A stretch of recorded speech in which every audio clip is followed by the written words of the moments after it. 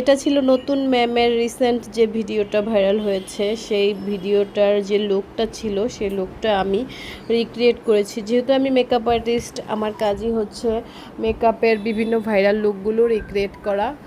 তো এখানে নতুন ম্যাম যেটা করেছে, সে ফাউন্ডেশন খুব কম ইউজ করেছে, সে একটু পাফ করে একটু ফেস পাউডার বলা যায়, যাই হোক। তো আমি একটু ফাউন্ডেশন নিয়েছি আর বেশি করে চোখের মধ্যে কাজল দিচ্ছি, কারণ উনি অনেক বেশি কাজল ইউজ